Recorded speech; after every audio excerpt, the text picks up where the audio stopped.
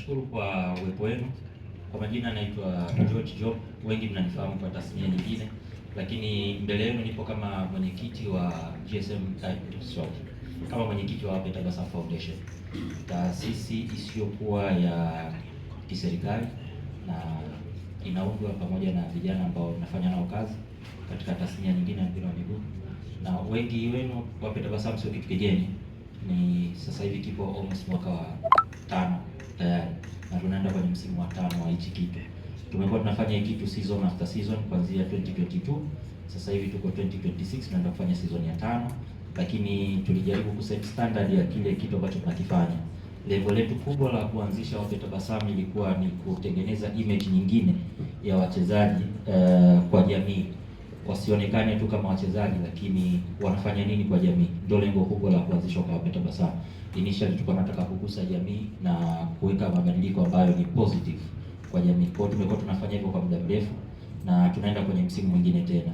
Press yetu ya leo itaenda kuzungumza vitu kadha, lakini mojawapo pia ya hivyo vitu ambavyo tunaenda kuzungumza ni kuutambulisha rasmi msimu wa Wape Tabasamu 2026, malengo ya Wape Tabasamu kwa mwaka huu 2026, lakini kubwa zaidi pia kutambulisha mwenza wetu ambaye tutakuwa naye kwa msimu huu. Kwa misimu kadhaa tumekuwa tunashirikiana naye na tumekuwa tunashirikiana pia na taasisi mingine vile vile, lakini kwetu sisi ni privilege kuwa kupartner na watu kama GSM Foundation ambayo imekuwa inafanya kazi for over 10 years. Sisi ndio kwanza tuko kwenye mwaka wa 5, almost tunalitafuta huko, lakini kwa taasisi kubwa kama GSM Foundation kuona potential yetu na kukubali kufanya kazi na sisi ni jambo kubwa sana. Kwa hiyo madam hapa yeye ataeleza sababu zilizofanya wao kujiunga na sisi, goals zetu za mwaka huu, lakini tuna vitu vingi sana kwa sababu tumekuwa tunafanya kuanzia 2022. Kwa mwaka huu tunataka kuifanya kuwa tofauti sana. Tunataka kuifanya kuwa tofauti sana kwa maana ya kila mwaka tunakusudia kufanya makubwa zaidi. Kila mwaka tunakusudia kufanya makubwa zaidi, na tutakapoenda mbele na kuelaborate zaidi msimu huu wa 2026, nadhani watu wengi wanaweza wakashangazwa na kile ambacho tunataraji kukifanya kwa msimu. So inshallah tunategemea kwamba tutakamilisha kila ambacho tumekipanga. Nisimalize sana maneno ya kuzungumza, naomba nimkaribishe mwenza wangu hapa, naye atajitambulisha kutoka GSM Foundation ni nani na ataeleza. Leo kama ambavyo amesema George, nichukue nafasi hii kwanza kuwashukuru wote kwa kutokezea kwenye press conference hii. Kwa kweli kimsingi hata kama mazuri tunayafanya kiasi gani, bila nyie waandishi wa habari kutusaidia kupaza sauti na kuijulisha jamii yetu nini tunafanya kwa umoja wetu, itakuwa ni kazi bure. Kwa hiyo niwashukuru sana kwa ujio wenu. Mara baada ya kusema hayo, pia niwashukuru Wape Tabasamu Foundation na kuwapongeza kwa kazi nzuri sana ambayo wamekuwa wakifanya for the last 5 seasons. Kama ambavyo wamekuwa wamesema, GSM Group imekuwa ikiwa ni partner wao au rather sponsor wao kwenye misimu iliyopita, lakini kipekee mwaka huu hatuingii tu kama sponsors, lakini tunaingia kama partners. Na moja ya tukio kubwa ambalo tutalifanya leo ni kutia saini makubaliano yetu ya kufanya kazi kwa pamoja, kwa Kiingereza wanaita Memorandum of Understanding, lakini pia tutapata wasaa wa kusikia partnership yetu kwa mwaka huu inaenda kukava nini kwenye msimu huu wa Wape Tabasamu 2026. Kama ambavyo mnafahamu na kama ambavyo George amekuwa akisema, foundation hii ya Wape Tabasamu Foundation wamekuwa wakifanya hizi charity match ama mechi za hisani kwa ajili ya kurudisha na kusupport jamii ya Watanzania katika makundi mbalimbali. Kwa mwaka huu ningependa kutangaza rasmi partnership yetu sisi GSM Foundation na Wape Tabasamu Foundation inalenga katika maeneo makuu mawili kimsingi.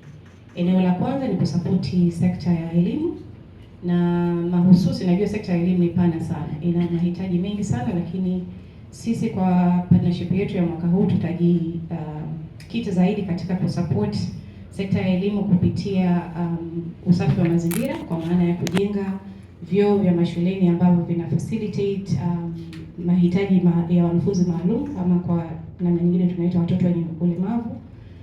Moja ya changamoto ambayo tumeitambua katika sekta ya elimu ni kwamba kuna uhaba mkubwa sana wa miundombinu ya vyoo katika shule. Shule nyingi zinakuwa na watoto wengi, lakini ukilinganisha na matundu ya choo ambayo watoto wanatumia imekuwa ni changamoto sana, kitu ambacho kimekuwa kikipelekea baadhi ya watoto especially wa kike katika zile siku zao za mwezi huwa hawaendi shuleni na drop katika matokeo yao. Kwa hiyo moja ya initiative ambayo tutafanya safari hii ni kuhakikisha kwamba tunajenga vyoo vinne katika shule ambazo tutazi-identify zina uhitaji, na kila choo kitakuwa kina matundu 12 na kitakuwa kina facility ama kina miundombinu ambayo inawawezesha watoto wa kike lakini pia watoto wenye ulemavu.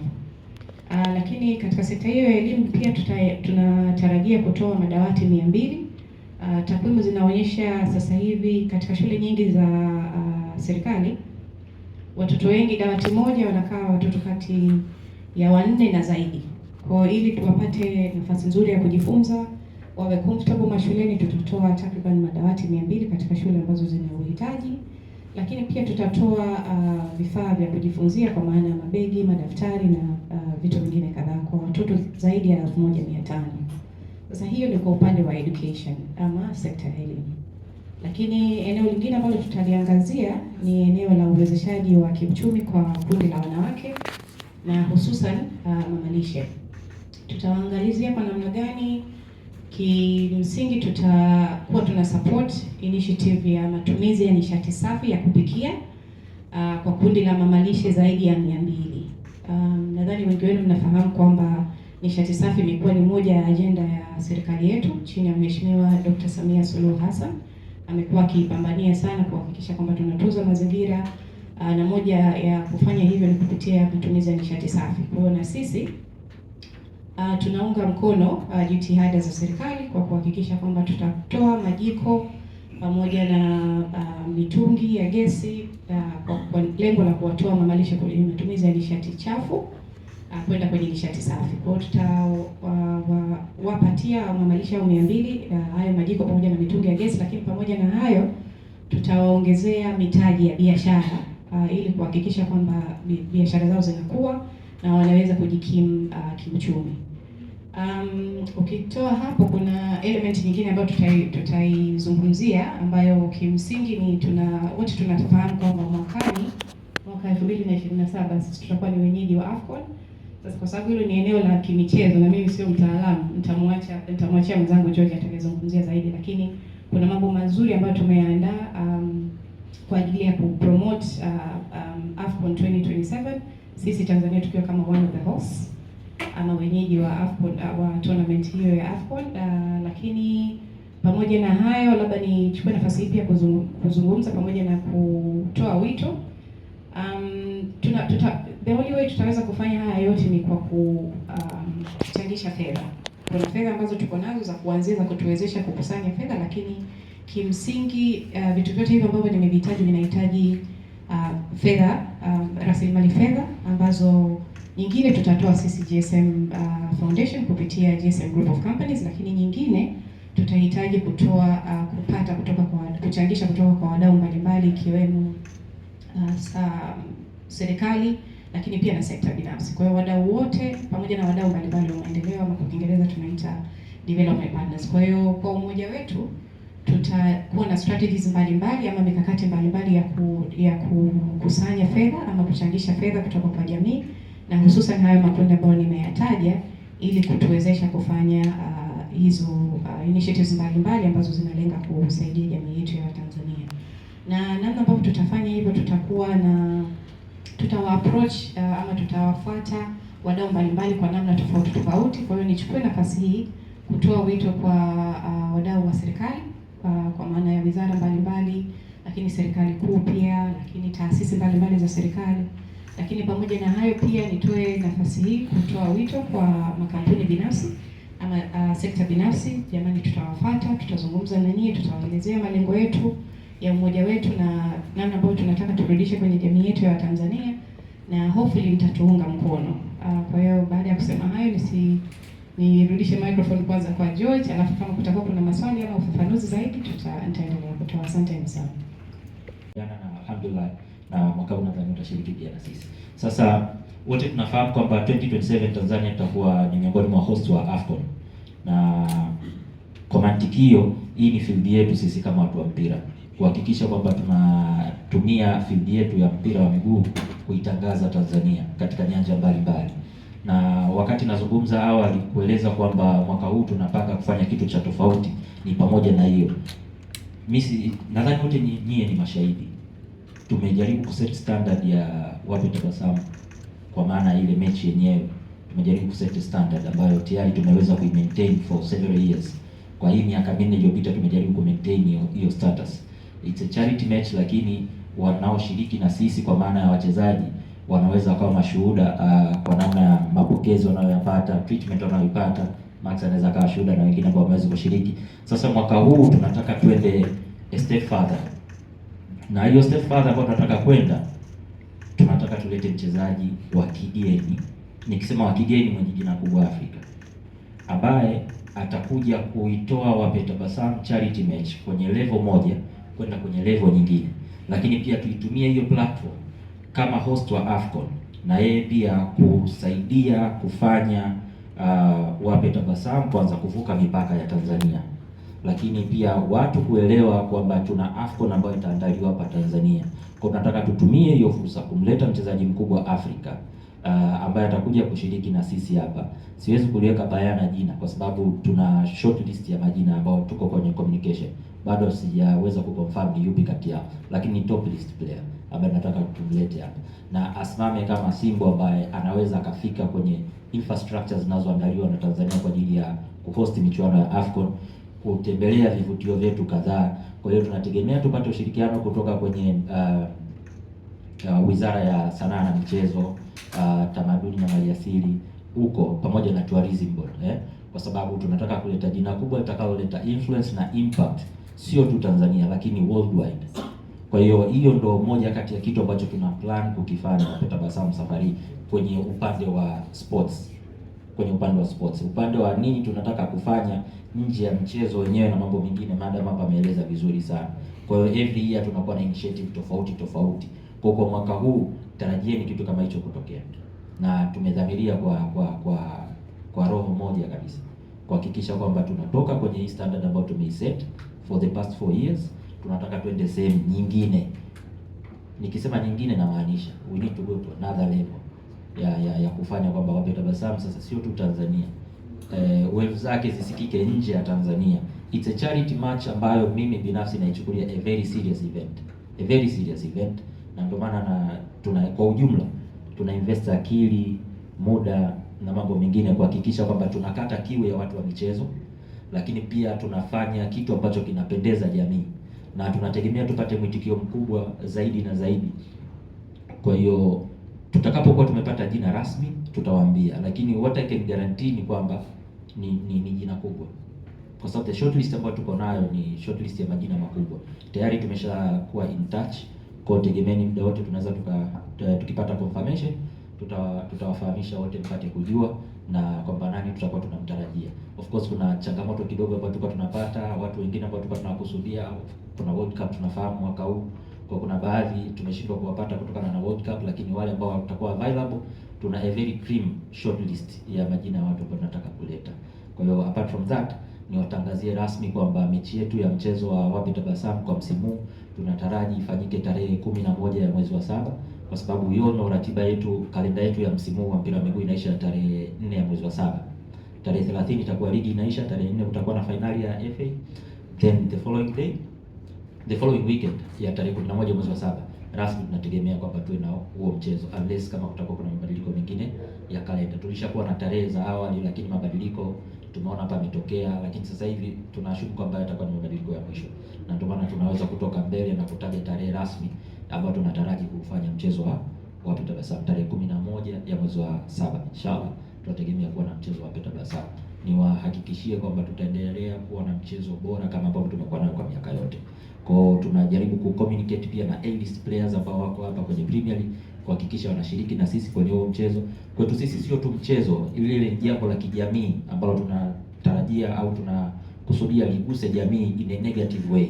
Kwa hiyo tuko katika communication nzuri sana na tuko katika nafasi nzuri sana.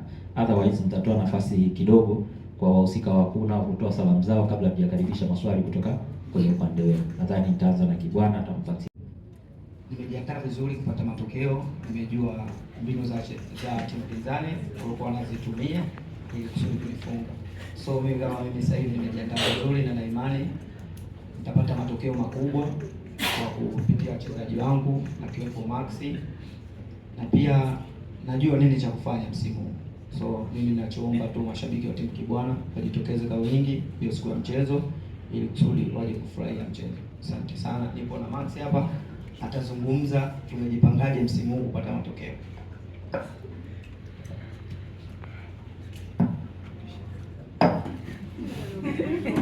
Yesu asifiwe. Mimi naitwa Max Nzengeli. Nashukuru sana kwa wenu hapa ndani kwa pamoja na sisi. Tunakaribisha sana siku hiyo ya tarehe 11 kwenye mechi yetu. Na msimu huu mimi naamini tutawapiga magoli mengi sana kwa sababu sasa hivi tunataka kutengeneza timu nzuri. Sio wachezaji wazuri lakini timu nzuri. Wao kwa kuwa hao wenyewe kwa kuwa pia wapo na mimi watakufa mwaka huu. So, kwa majina naitwa Dickson Jobu, ni mmoja ya viongozi katika foundation hii. Kwanza ningependa kuishukuru GSM Foundation kwa kuweza kushirikiana na sisi katika mwaka huu, japokuwa wamekuwa wakishirikiana na sisi katika miaka pia ya nyuma. Kwa nashukuru sana na tutaendelea kusapotiana kulifanya jambo hili kuweza kuwa kubwa zaidi. Lakini sina mengi ya kuongea kwa sababu nishaongea mengi sana huko nyuma na kila mwaka imekuwa yanajirudia yale, na ukizingatia Kibwana kauli zake ni zile zile kila siku kwamba yeye amegundua mbinu zetu. Kwa hiyo mimi nachoamini kila kitu kitakuwa vile vile na tutapata matokeo mazuri katika msimu huu pia. Ningependa kumwachia Mike Bwana Mshina malizie.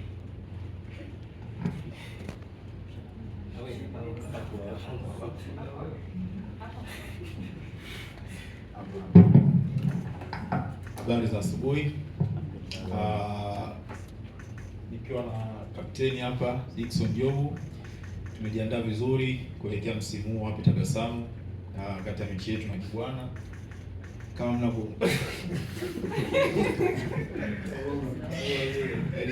kuangalia tu unacheka. Kanywa mapema. Ngaya ndio.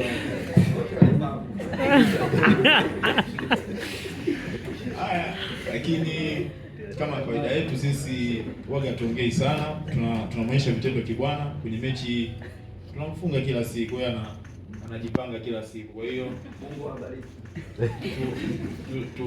Tutegemee labda kitu kizuri kwa sababu yuko na bwana Maxi pale, anaweza akamsaidia tena.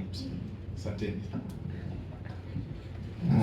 Nasema ningependa kuongezea kidogo, kuna jambo nimesahau. Ningependa kuendelea kuomba wadau lakini mashirika mbalimbali waweze kutusapoti pia katika mwaka huu kwa sababu ni jambo kubwa na ni jambo la kitaifa. Kwa hiyo ningependa tushirikiane nao kwa pamoja ili kuweza kulifanya hili jambo letu liweze kuwa kubwa lakini kuweza kulitangaza zaidi. Asante. Nakaribisha maswali kutoka kwa upande wenu. Hey, bonjour. Hey. How are you? Good. Everything is okay. Alhamdulillah, everything is okay. What about you? I'm good. Family, everyone? Everything under control. Alhamdulillah. Okay. I'm happy. Okay, talk.